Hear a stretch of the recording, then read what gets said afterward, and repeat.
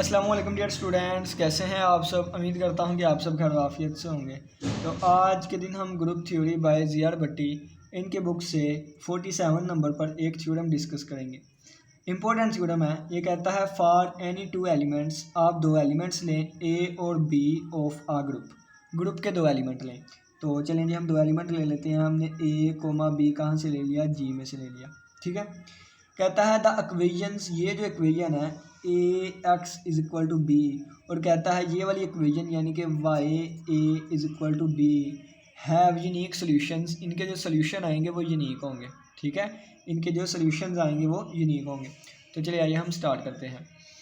तो यहाँ भी ए और बी जो है हम ग्रुप में से एलिमेंट लेंगे और इसके रिलेटेड जो सोल्यूशन आएगा ना इसका, वो भी यूनिक होगा और इसका जो सोल्यूशन आएगा वो भी यूनिक होगा। ठीक है। तो इसके सोल्यूशन का मतलब क्या है, एक्स की वैल्यू। इसके सोल्यूशन का मतलब क्या है, वाई की वैल्यू, यानी कि सोल्यूशन एक्स की वैल्यू, यहाँ पे सोल्यूशन का मतलब क्या है, वाई की वैल्यू। तो हमने बताना है कि इसका जो सोल्यूशन आएगा वो ग्रुप में से ही आएगा और यूनिक आएगा। वाई की जो वैल्यू आएगी वो भी ग्रुप में से आएगी और यूनिक आएगी। ठीक है। तो चलिए जी देखें, ये हमारे पास A X is equal to B हमें दिया गया है। ठीक है। मैं दोनों तरफ ना इन्वर्स अप्लाई कर देता हूँ। ठीक है, दोनों तरफ मैं इन्वर्स अप्लाई कर देता हूँ। तो मैंने दोनों तरफ इन्वर्स अप्लाई कर दिया तो ये इस तरह बन गया ए इन्वर्स बी। ठीक है, ये वाली चीज़ आ गई। अब आगे देखें कि हम एसोसिएटिव लॉ पढ़ के आए थे। एसोसिएटिव लॉ क्या कहता है, एसोसिएटिव लॉ हमें कहता होता है कि अगर ब्रैकेट एंड वालों पे लगी है तो हम पहले वालों पे भी लगा सकते हैं। क्यों? क्योंकि ये हमारे पास एक ग्रुप है, तो ग्रुप में हमारे पास एसोसिएटिव लॉ होल्ड करेगा। तो यहाँ पे देखें कि एसोसिएटिव लॉ जब अप्लाई करूँगा तो आ जाएगा ए इनवर्स ए और ये एक्स, इस पे ना हमने एसोसिएटिव लॉ अप्लाई कर दिया। तो यहाँ से ये चीज़ कैसे बनी, एसोसिएटिव लॉ।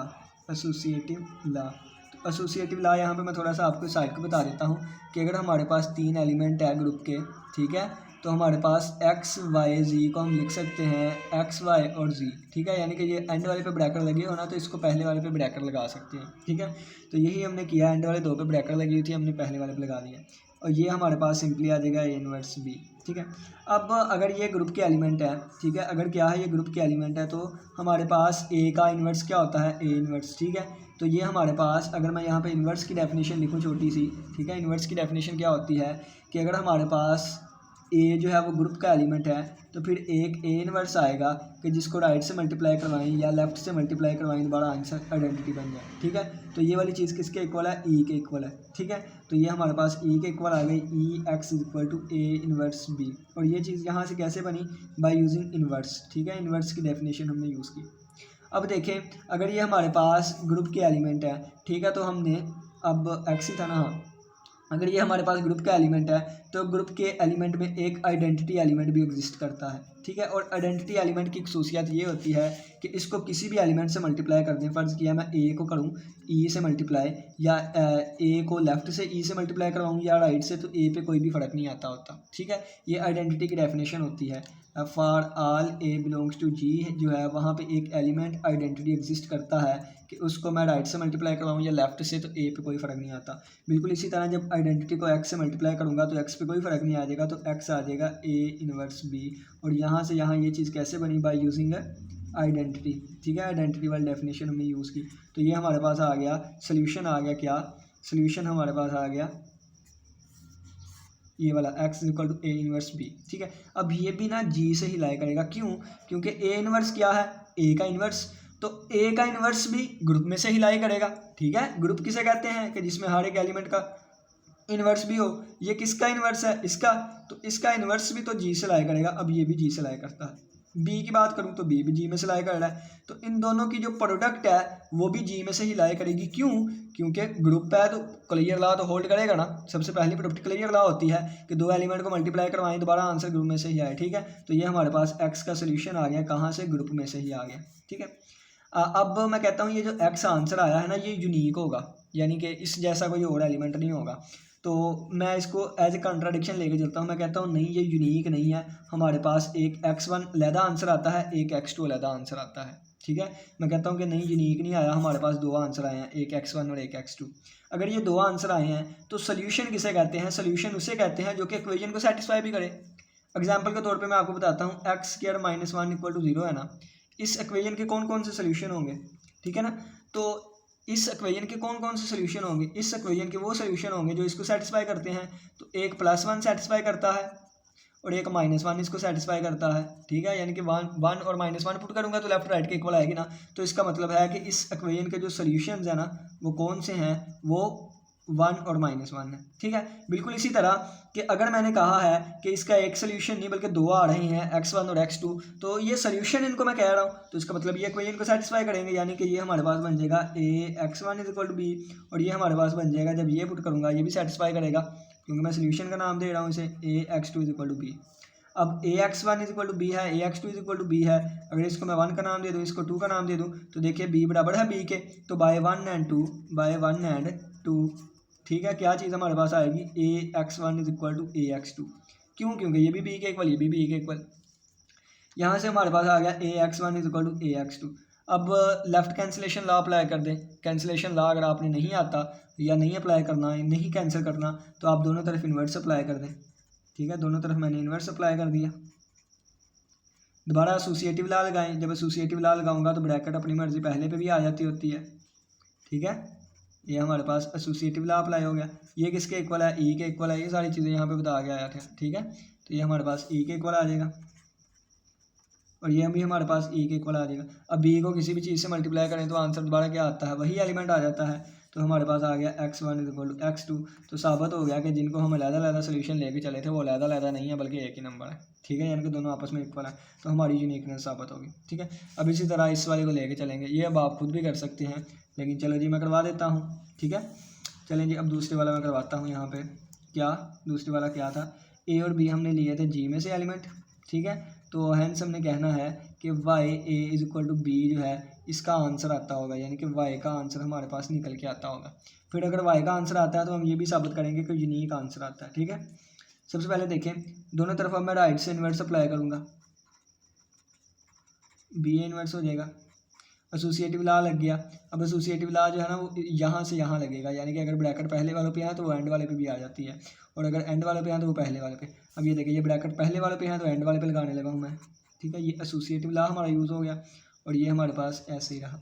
और ये किसके इक्वल है, अब देखिए पहले ये वाली चीज़ यूज़ हुई थी, अब ये वाली ए इन्वर्स ई के इक्वल आएगा। अब पहले देखें, अब किसी भी एलिमेंट को जब ई से मल्टीप्लाई करवाएं दोबारा वही एलिमेंट आ जाता है, तो ये हमारे पास आ जाएगा, दोबारा वाई आ गया और B A inverse that is our required answer आ गया। अब मैं कहता हूँ कि नहीं जी सोल्यूशन हमारा जो है वो अब यूनिकनेस प्रूव करनी है, तो मैं कहता हूँ नहीं जी हमारा एक आंसर नहीं आ रहा, हो सकता है दो आंसर आ जाए। एक हमारे पास आंसर y1 आ गया, एक आंसर हमारे पास y2 आ गया, ठीक है। एक y1 आ गया और एक y2 आ गया। इनको मैंने सोल्यूशन का नाम दिया है y1 और y2, इसका मतलब है ये इस इक्वेशन को सेटिस्फाई करेंगे। तो ये आ गया y1 a = b और यहाँ से आ गया y2 a = b, ठीक है। अब ये देखें, अगर इसको मैं 1 का नाम दूँ, इसको 2 का नाम दूँ, तो बाय 1 and 2 हमारे पास y a इक्वल आ जाएगा y2 b के, ठीक है। अब दोनों तरफ मैं कैंसिलेशन लॉ भी अप्लाई कर सकता हूँ, राइट कैंसिलेशन लॉ। अगर ये वाला अप्लाई नहीं मैं करना तो दोनों तरफ मैंने इन्वर्स अप्लाई कर दिया, ठीक है। दोनों तरफ मैंने इन्वर्स अप्लाई कर दिया। एसोसिएटिव लॉ लगेगा, ठीक है, ब्रैकेट इन पे आ जाएगी। आगे देखें, तो ये हमारे पास y1 ये ई के इक्वल आ गया और ये भी हमारे पास ई के इक्वल आ जाएगा, ठीक है। अब ई को किसी से मल्टीप्लाई करने के बाद वही एलिमेंट आ जाता है, तो ये हमारे पास साबित हो गया कि जो y1 और y2 में अलग-अलग कह रहा था वो अलग-अलग नहीं है बल्कि सेम है, ठीक है। तो हमारे पास ये यूनिकनेस साबित होगी। इसका मतलब है कि सोल्यूशन आता है कहाँ से, जी में से आता है, और इसका मतलब क्या है कि जो सोल्यूशन आता है वो यूनिक होता है। इसका मतलब क्या है, सोल्यूशन जी में से आता है, और दूसरी बात क्या है कि वो यानी कि वो आपस में सेम आते, यानी कि यूनिकनेस हमारी प्रूव होगी कि लैदा एलिमेंट नहीं हमेशा यूनिक आया करेगा। लेकिन ये कहाँ पे पॉसिबल है, ग्रुप में। कहता है फॉर एनी टू एलिमेंट्स, कोई भी दो एलिमेंट लें ग्रुप के, ए और बी, हमने ग्रुप के कोई भी दो एलिमेंट ले हैं, तो इक्वेशन जो है ax = b या y = b, ठीक है। अब यहाँ पे ना थोड़ा सा गौर करें कि यहाँ पे वेरिएबल राइट पे है, यहाँ पे लेफ्ट पे है, ठीक है। तो उन्होंने दोनों केसेस यहाँ पे लिखे हैं। वगैरह कहने को तो आप ये भी कह सकते थे ये तो दोनों सेम चीज़ें हैं, ठीक है। नहीं, यहाँ पे वो राइट पे कह रहा है और यहाँ पे वेरिएबल लेफ्ट पे है। तो अगर राइट पे वेरिएबल हो या लेफ्ट पे वेरिएबल हो तो हमारे पास वो जो है वो सोल्यूशन आया करेगा और यूनिक आया करेगा, ठीक है। अब देखें, अब यहाँ पे देखें कि हाँ जी ये वाला इसका सोल्यूशन क्या आया था, इसका सोल्यूशन ये आया था, यानी कि x = a इन्वर्स b आया था और y हमारे पास आया है बी ए इनवर्स। तो जहाँ कहीं पे भी हमारे पास ये वाली यानी कि ए इनवर्स बी या b inverse b a inverse hold करेगा, यानी कि जहाँ पे इन दोनों पे कम्यूटेटिव लॉ होल्ड करेगा, तो इसका मतलब है कि राइट पे लिखा हो वेरिएबल या लेफ्ट पे लिखा हो तो आंसर सेम आया करेगा। ठीक है, यानी कि जहाँ पे ये देखें ना, ये नंबरों में ये चीज़ तो होल्ड करती होती है ना, यानी कि 1/3 मल्टीप्लाई बाई 2 कर लें या 2 मल्टीप्लाई बाई 1/3 कर लें। ठीक है, तो ये तो आंसर नंबर्स में सेम आता है, लेकिन मैट्रिक्सेस में आके फ़र्क आएगा। ठीक है, तो जहाँ पे ये आंसर सेम आते हैं तो इसका मतलब है वहाँ पे वेरिएबल को राइट पे लिख दें या लेफ्ट पे लिख दें, कोई असर नहीं पड़ेगा। ठीक है, लेकिन जहाँ पे ये वाली चीज़ फॉलो नहीं करेगी, यानी कि जहाँ पे ये वाली चीज़ जो है वो नॉट इक्वल टू होगी बी ए इनवर्स के, इसका मतलब है वहाँ पे x not equal to y होगा, यानी कि फिर इसका आंसर अलग आया करेगा, इसका आंसर अलग आया करेगा। ये कोई और इक्वेशन तस्वर की जाएगी, ये कोई और इक्वेशन तस्वर की जाएगी। ठीक है, लेकिन जहाँ पे ये कम्यूटेटिव लॉ होल्ड करेगा यहाँ पे इस होल्ड में, वहाँ पे ये दोनों इक्वेशंस को एक ही तस्वर किया जाएगा। ठीक है, ये भी हमारे पास कंडीशन आ गई, लेकिन फिलहाल ये एक्स्ट्रा चीज़ एंड में मैंने आपको बताई। तो यहाँ तक किया कि 2 एलिमेंट लिए, सोल्यूशन आ गया, ग्रुप में से ही आया सोल्यूशन और यूनिकनेस प्रूव हो गई। ठीक है, और इसके बाद 2 एलिमेंट लिए, उनका सोल्यूशन आ गया। ठीक है, 2 एलिमेंट दिए, इस इक्वेशन का सोल्यूशन आ गया, ग्रुप में से ही आया और यूनिकनेस हमारी साबित होगी। उम्मीद करता हूँ आज के लेक्चर की समझ आई होगी। इस बच्चे का कोई भी क्वेश्चन हुआ तो लाजमी पूछिएगा। इसी के साथ इजाज़त दें, अपना बहुत सा ख्याल रखिएगा।